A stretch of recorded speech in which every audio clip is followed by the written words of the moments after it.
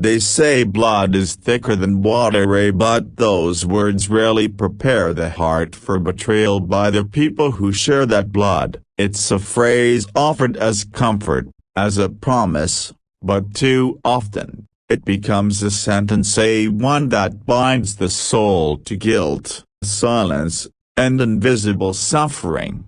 Wounds from the world are expected. Life is built with barriers against strangers, boundaries formed through caution, hesitation, and the wisdom of experience. When harm comes from the outside, there's shock, but there's also an explanation. They didn't know better, they didn't know you. But when it comes from the inside, from those who know the shape of your smile, the weight of your silence, the echoes of your pain, that's when the hurt becomes something else entirely.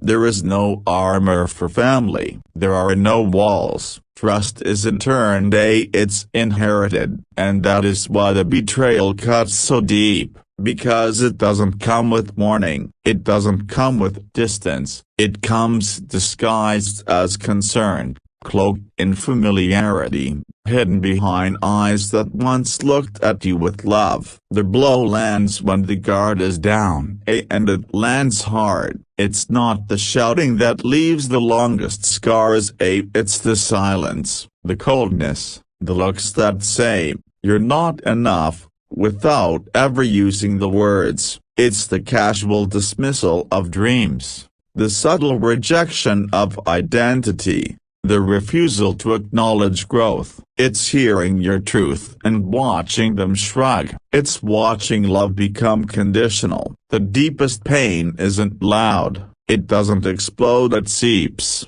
It lingers in quiet rooms after loud conversations. It echoes in the spaces where affection once lived. It questions reality. Was it love? Or was it control? Was it protection? Or possession? Was it support? Or was it guilt dressed up as care? Strangers can reject, but family makes you question your own reflection. And that is a far more dangerous wound, because it doesn't just say, "You're not accepted." It whispers, "Maybe you're not worthy of being accepted at all." And in that space, between love remembered and pain endured, comes the hardest truth of all. Sometimes, the people who are supposed to love the most, hurt the worst, not out of malice, but out of brokenness. Not always with fists, but with neglect. Not through abandonment,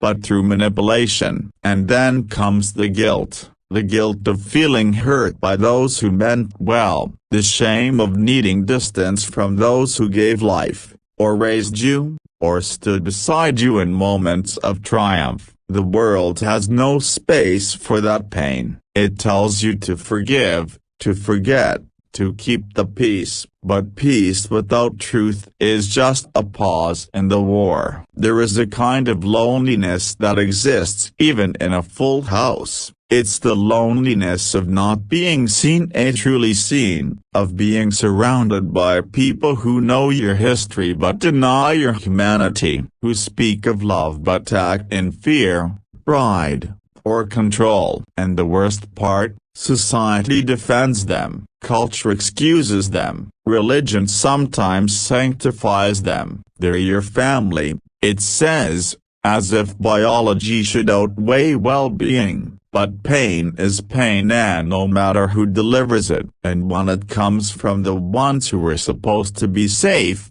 it doesn't just wound, it rewires. It reshapes the way love is understood. It teaches that affection is earned, that silence is safer than honesty, that survival means shrinking, that being yourself is a risk not worth taking. Yet it's not weakness to feel this pain. It's not betrayal to acknowledge it. It's truth, and truth is the beginning of healing. Because recognizing the source of harm does not mean abandoning love. It means honoring self-worth. It means no longer allowing the ties of blood to bind the wings of the soul. There is a name for this pain. There is a shape to it. It is sharp, quiet, heavy, and invisible, and it is real. The world may not name it. Family may deny it, but it exists. And so long as it does, so does the right to face it.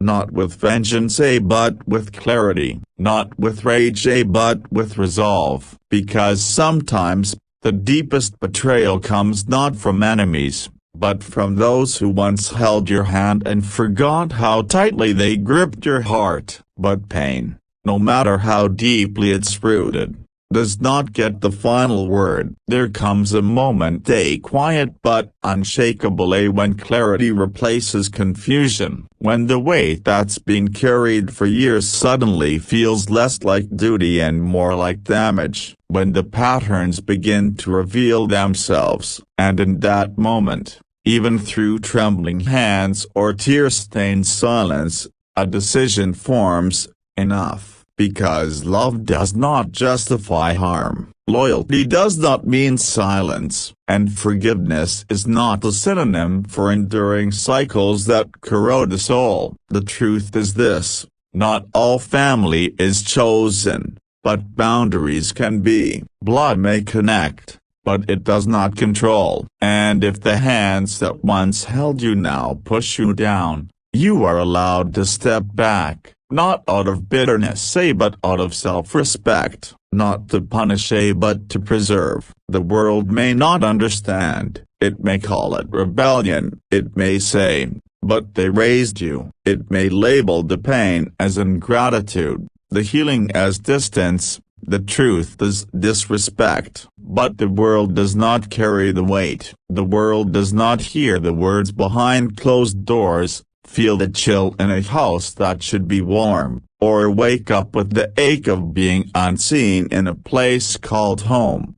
Only the soul knows what it has endured, and the soul deserves peace, not performance. It is not selfish to protect that peace. It is not cruel to set boundaries, even when those boundaries involve family. It is strength. It is reclamation. It is choosing to no longer shrink to fit into a space that was never meant to contain your becoming. And to those who are told to keep forgiving, understand this: forgiveness does not require proximity. Healing does not demand permission. Reconciliation is a door that swings both ways, and not all are willing to walk through it. That is not your failure. There is nothing noble about staying where you are constantly diminished. There is no prize for enduring what you were never meant to accept. Let go of the guilt. Let go of the illusion that love means losing yourself. Let go of the belief that healing will be handed to you by the same hands that hurt you. Sometimes healing begins when you stop waiting for an apology and start creating your own closure. And if silence is the only language that protects your sanity,